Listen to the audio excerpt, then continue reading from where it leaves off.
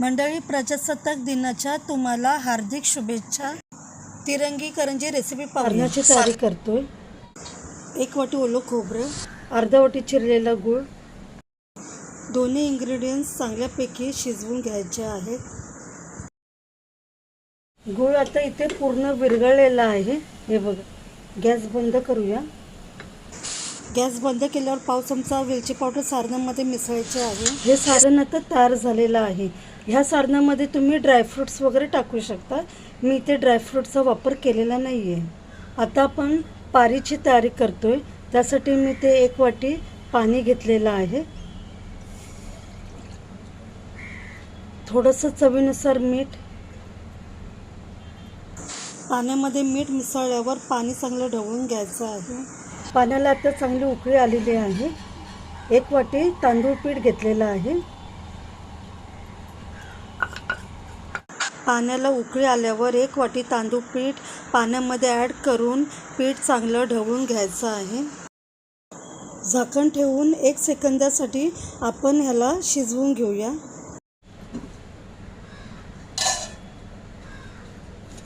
आता ह्याला चांगले वाफ आलेली आहे. तांदूळ उकड तयार झालेली आहे. उकड मोठ्या परातीमध्ये काढून घेऊया. थंड पाणी शिंपडून ही उकड गरम गरम असतानाच मळून घेऊया. पीठ चांगल्यापैकी आपल्याला मळून घ्यायचं आहे. पीठ मऊसूत मळून घेतल्यामुळे पुरी चांगल्यापैकी आपल्याला लाटता येईल आणि उकडीच्या करंज्यासुद्धा सॉफ्ट तयार होतील. पीठ आता चांगल्यापैकी मळून घेतलेलं आहे. आता आपण त्याचे 3 भाग करूया. पिठाचे 3 भाग केलेले आहेत. हे 2 भाग आपण रंगीत करणार आहोत. मध्ये मी हिरवा कलर टाकते. पावडर कलर आहे. लाल नारंगी कलर. ह्यामध्ये थोडंसं मी पाण्याचा वापर करते.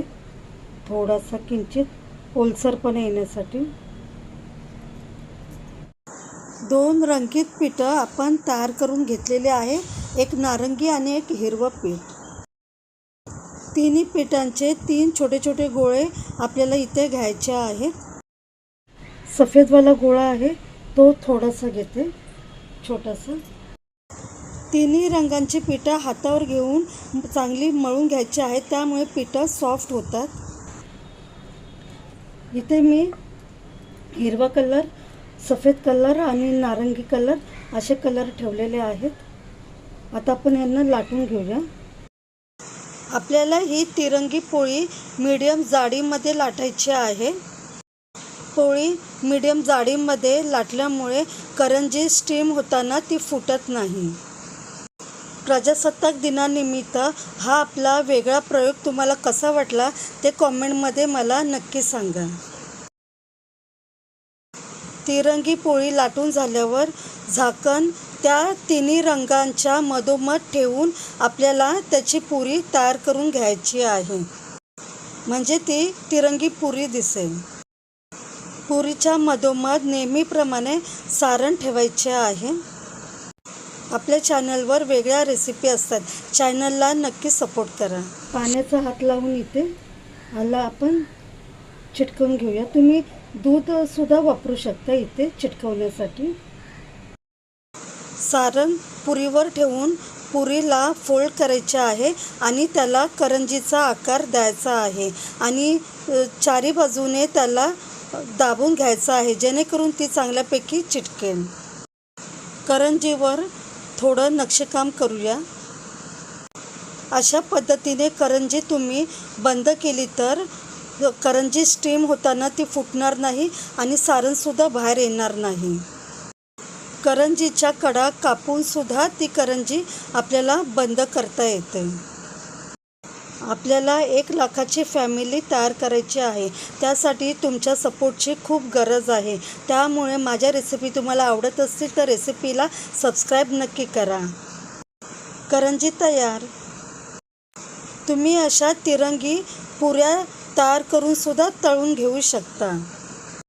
करंजी तयार करण्याची आपण दुसरी पद्धत बघत आहोत. या पद्धतीमध्ये आपण करंजी पाण्याने चिटकवून घेतलेली आहे आणि करंजीच्या कडा आपण कापून घेत आहोत. दुसऱ्या पद्धतीची तिरंगी करंजी तयार झालेली आहे. करंजी वाफवण्यासाठी भांड्याला आपण तेल लावून घेऊया. त्यामुळे करंज्या खाली तळाला चिटकणार नाहीत. करंज्या स्टीम होताना त्या फुटू नये त्यासाठी पाण्यामध्ये डीप करून आपण त्या स्टीम करून घेत आहोत. करंज्या मीडियम गॅसवरती 15 मिनिटासाठी स्टीम करून घेतलेल्या आहेत. तिरंगी करंज्या तयार झालेल्या आहेत. खूप सुंदर दिसतात आणि तुम्ही सुद्धा ह्या करंज्या घरी करून बघा, तुम्हाला नक्की आवडतील. तुम्हाला ही रेसिपी आवडली असेल तर रेसिपीला लाईक शेअर जरूर करा आणि चॅनलला सबस्क्राईब करा.